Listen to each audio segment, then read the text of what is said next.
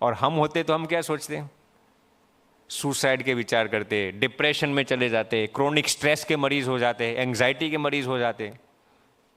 इस बंदे को मृत्यु सामने दिखाई देती है। क्या? मृत्यु सामने दिखाई देती है, और वो भी अपने करियर के जब पीक पर थे उसके दौरान की मैं बात करता हूँ, जिसके साथ एक सेल्फी खिंचवाने के लिए 1983 में लोग $50,000 देने के लिए तैयार थे। ऐसी बुलंदी पर होने के पश्चात भी जब अपने जीवन में कुछ स्ट्रगल आया तो वो मायूस नहीं हुए, डिप्रेशन में नहीं चले गए। उन्होंने इस परिस्थिति को कैसे हैंडल करना वो हमें सिखाया है। तो मेरे कहने का तात्पर्य क्या है, हमें पूरी जिंदगी यही सिखाया जाता है और अब पूरी जिंदगी हमारे दिमाग में यही चलता है, सक्सेसफुल कैसे बनना है, सक्सेसफुल कैसे बनना है। सक्सेसफुल आप तब ही बन पाओगे जब आप फेलियर्स को कैसे हैंडल करना है वो सीख पाएंगे। यदि आप किसी भी फेलियर को देखकर हार जाते हो ना, तो आप जिंदगी में कभी भी सफलता के मुकाम तक नहीं पहुंच पाओगे। इसीलिए फेलियर्स को कैसे हैंडल करना वो सबसे पहले हमें सीखना पड़ेगा। क्या? आज यदि किसी ने हमारा छोटा सा भी इंसल्ट कर दिया, हम मायूस हो जाते हैं। तो ये सब चीज़ें हमें सीखनी पड़ेगी। यदि आपको किसी बीच में किसी को प्रश्न हो तो आप पूछ सकते हैं, कोई ने कहीं प्रश्न हो तो पूछी શકો છો, કઈ છે કોઈ? Dixit sir, all of them are well content. નિશદભાઈ, બધા તૃપ્ત થઈ ગયા છે. કોઈને કઈ પ્રશ્ન છે? નથી, કોઈને કઈ પ્રશ્ન નથી. બધા મસ્ત મોલા છે, જમીન આયા છે ને બધા. હે શું કીધું? એટલે કહેવાનો ભાવ શું कि इंसल्ट के केम हैंडल करना है, इंसल्ट को कैसे हैंडल करना है, निष्फलता को कैसे हैंडल करना है, वो हमें सीखना पड़ेगा। मैं आपको एक छोटी सी बात कह के पूरा करता हूँ। देखिए, अब्राहम लिंकन जब अमेरिका के राष्ट्रपति थे, उसकी मैं ये बात सुनाता हूँ उस वक्त की। तो ऐसे पार्लियामेंट में 600 लोग बैठे हुए थे और सभी एमपीज थे, सभी एमएलएस थे, सेनेटर्स थे, सभी मेंबर ऑफ पार्लियामेंट्स थे। तो उस वक्त पार्लियामेंट में से एक जो दूसरे पार्लियामेंट के मेंबर थे वो अब्राहम लिंकन को ऐसे स्टेज पर बैठे थे और कहते हैं कि Mister Lincoln, do you know that your dad used to stitch shoes at my home? क्या कहा उनको? तुम्हारे जो पिताजी थे वो हमारे घर पे शूज की सिलाई का काम करते थे। ये तो कितना बड़ा इंसल्ट है किसी का। तो अब्राहम लिंकन ने उनको रिएक्ट नहीं किया। क्या?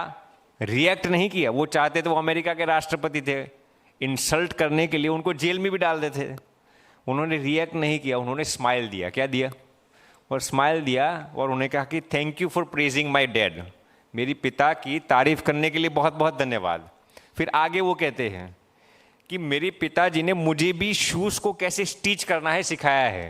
यदि आपको भी नया शूज़ का स्टिचिंग का काम करना है, नए शूज़ बनाया है, तो आप कृपया मुझे अपने शूज़ दे देना, मैं आपके लिए वो शूज़ स्टिच करके नए पेयर दे दूंगा। पूरे सेनेट में सन्नाटा छा गया। तो फिर लोगों को अब्राहम लिंकन को देखकर कुछ नहीं हुआ, लोगों को उस सेनेटर को देखकर ऐसा लगा कि ये अब्राहम लिंकन का अपमान क्यों करते हैं। तो इसको हम कहते हैं कि अपमान को कैसे हैंडल करना है, वो खूबी हमारे जीवन में आनी चाहिए। जब तक आप वो अपने जीवन में चरितार्थ नहीं करेंगे, तब तक आप जीवन में कभी भी सक्सेसफुल नहीं बन पाएंगे। मैं बार बार आपको यही बात कहता हूँ, सक्सेसफुल होना इतना कठिन नहीं है, लेकिन सक्सेसफुल बनने के बाद उस बुलंदी पर ठहरना वो सबसे कठिन है।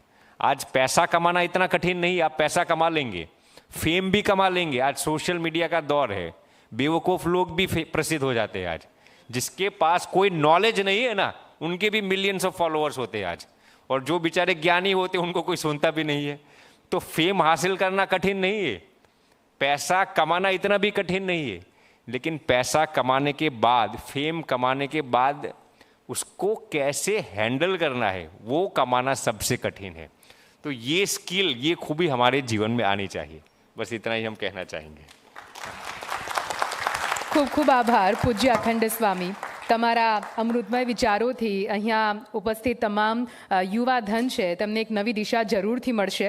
હું વિનંતી કરીશ અમારા એડિટર શ્રી દીક્ષિત સોની સરને કે સર પ્લીઝ આપ અહીં આવો અને આપ પૂજ્ય અખંડ સ્વામીજીને મોમેન્ટો આપીને આભાર અભિવાદન વ્યક્ત કરો, કેમ કે તમારા અમૂલ્ય સમય અને માર્ગદર્શન બદલ ઝી મીડિયા અને Zee Bharat youth fest team વતી અમે આપના ખૂબ ઋણી છીએ. તાલીઓના ગડગડાટથી આપણે આ પળને વધાવી લઈશું. જ્યારે સંતના આશીર્વાદ અને યુવાનોનો જોશ એક થતો હોય છે, ત્યારે જ વિકસિત ભારતનું જે સ્વપ્ન છે તે ખરેખર સાકાર થતું દેખાતું હોય છે. અને કંઈક એવા જ પણ આપણે આ મંચ ઉપરથી જોયા. ખૂબ ખૂબ આભાર સ્વામીજી, ખૂબ ખૂબ આભાર.